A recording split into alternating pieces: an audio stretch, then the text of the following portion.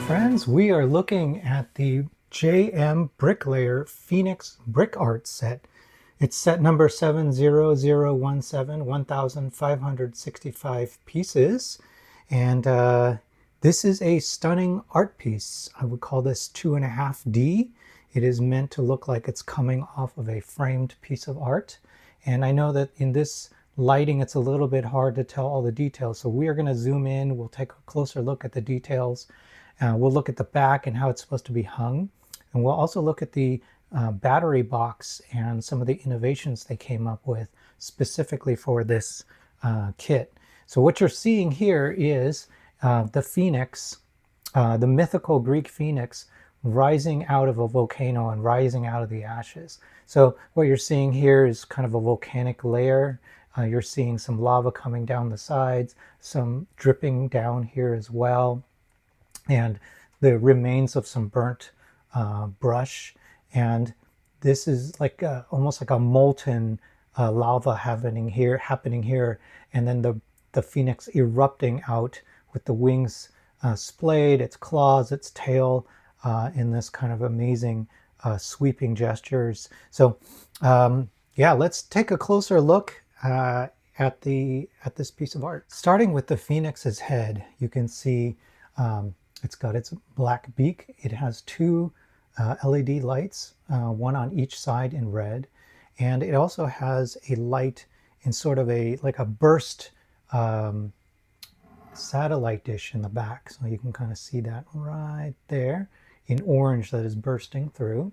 And let's go ahead and leave it turned a little bit so you can kind of see the dimensionality. And you can see the wings are made with these really cool wing pieces in transparent orange, and they have this real nice gradated effect with the top one coming up. Really nice construction there. And I think what it's hard to see is that it's actually quite dimensional. So as I turn this frame around, we can see that it sits quite a bit off of the frame. So you're basically building this whole bird. It is not a flat build. You're building each wing independently. You're snapping it to the body. You're building the legs. You're snapping those legs in. You're building a really elaborate tail out of trans orange pieces, and you're snapping those in place. And then look at the volcano layer.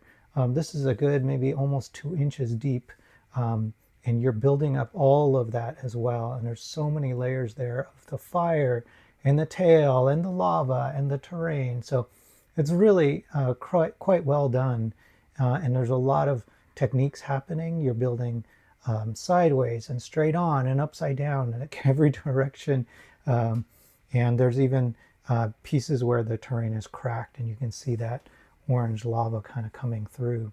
And then behind all of that is actually like a cloud or a dust layer. So these are light gray pieces and rounded off. So maybe you can think of that as smoke that is just billowing out, and as this creature is erupting out of the volcano or out of the ashes, the smoke is clearing, and behind it is a dark blue. So you can think of that as maybe the dark night that it's revealing, or that is lighting up. As far as the torso goes, really nice build there for the torso. And again, the dimensionality is pretty good there. And the wings are very well done. They're several plates thick, 1 brick and maybe 4 plates thick to get those wings shaped as nicely as they are. And then all sorts of pieces used to create the feather effect, both on the edges or on the outer edges of the wings, and then the underside of the wings. And it also has 2 talons there, and those look really, really good. And then it also extends down into a tail section. So what you're seeing here is all of a tail section plus some of it that spillays out. And it's so closely integrated with the lava that I think it's intentional that they wanted it to look like it's still just coming out of the lava. It's so close to the lava in color and proximity. And once you get down into the flames, there's several layers of flames that are happening here. So if you can see that, it's It's there's so much dynamism. It is moving, or visually it looks like it's moving. It's on fire. It's lapping at the bird. So you really do get a sense that this is a moment in time that is captured where this phoenix is erupting out of the ground. So quite a lot of action and a lot of drama happening. And then of course you've got this lava flowing down on both sides in this kind of dark or bright red. So it uses several colors here. They don't show up quite right on camera, but we've got several 2x2 orange bricks in here. And then along the sides, there are actually LED strips that are hidden behind transparent red. And so they're shining through behind. It's a pretty great effect. All right, and then I wanted to also show the corner of this so you could see this is a piece of art. So they do create a framed element all the way around using gold ingots and then gold leaves in the corners. And you have those gold leaves down at the bottom as well. All right, and then let's zoom back out and we'll turn it around so you can see what the back looks like. So this is now in like easel mode. So there's the easel itself. We'll zoom into it.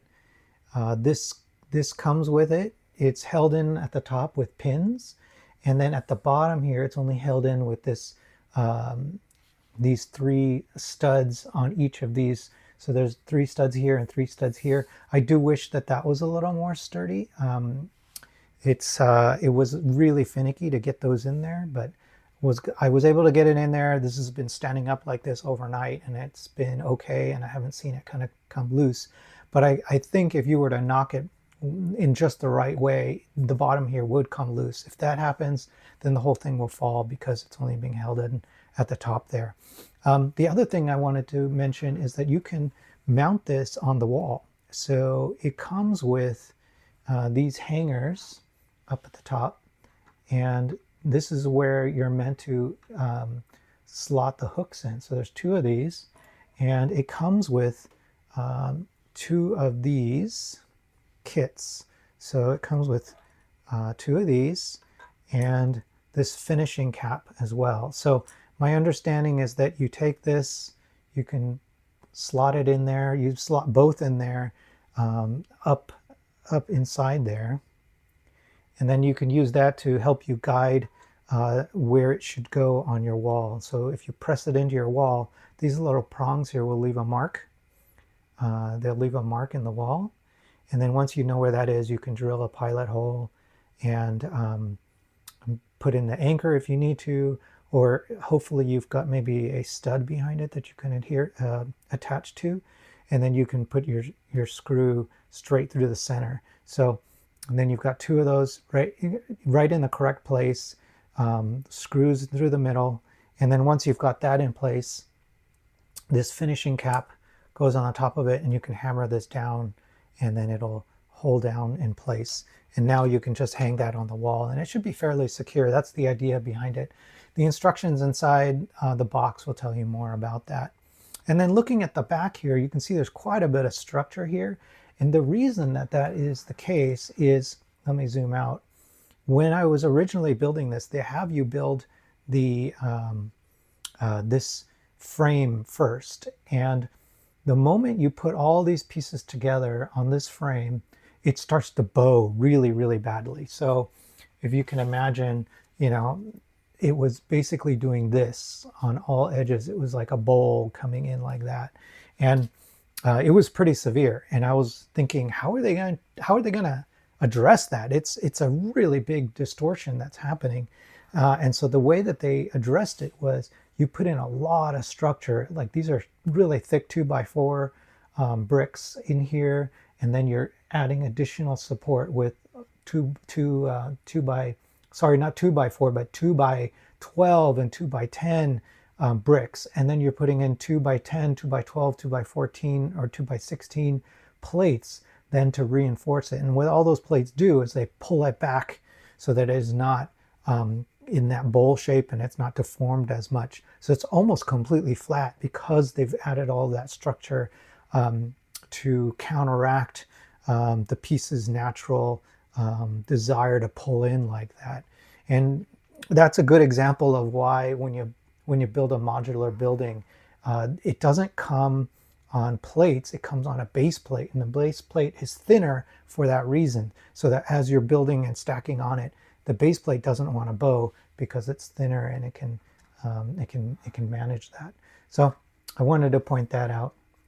As far as the structure goes, it is absolutely a stunning piece. You know, just stepping back and looking at it, I was pretty impressed with just the amount of detail and how organic it is. So if you were to see this at a brick convention, let's say you saw this at a convention, at a show with a bunch of other mocks, this would be a showstopper. It would probably win in its category because of the innovation that you're seeing and the brick usage that is going on here.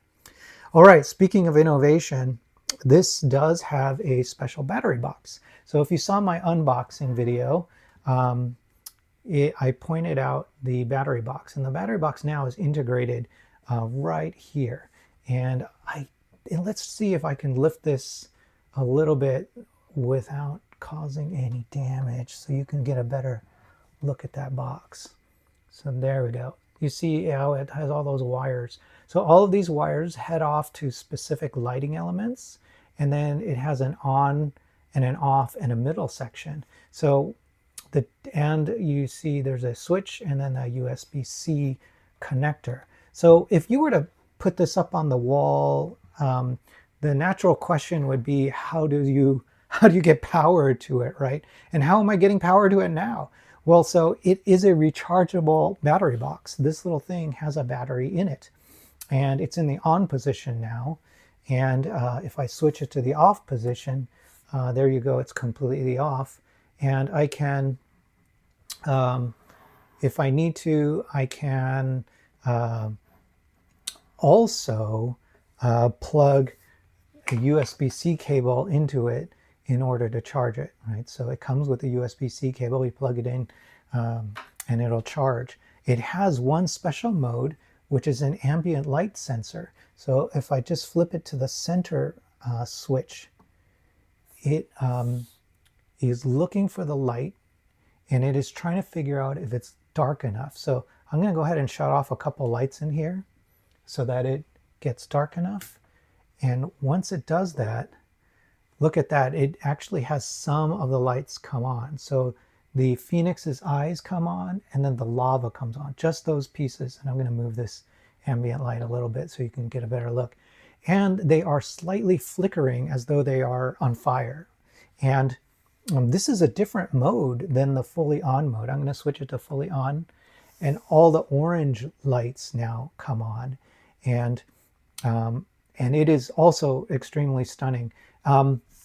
It's a little bit dark, so in a room where this is the only light, you won't really know what you're looking at. But it's still pretty cool. I think in most cases, you won't have a completely dark room. You might have it, like, say, in a living room, maybe a TV room, something like that, and then you'll be able to see more detail, and you'll see the lights as well, and it'll be it'll look pretty cool. And one last thing I wanted to do is bring the lights completely on so you can get a better sense of the colors being used here. So I'm going to bring more light down, and you can see the oranges and the reds. I know this light is a little bit harsh, but that gives you a better sense for all the color that's being used here to build this, and maybe even get a sense for that dark blue in the background. Lots of the dark brown here, the dark tan and the orange, things like that. So really well done. And I also want to thank JMBricklayer for this collaboration, for providing the piece and trusting me with being able to create some content with this really beautiful piece. If you want to get it, there is a link in the description, and they have discounts. And last I checked, it was like $20 off. And then there's discounts using a code that I have as well. All right, thank you so much. If you like this video, please hit like. And if you could subscribe, that would mean a lot to me too. Thank you.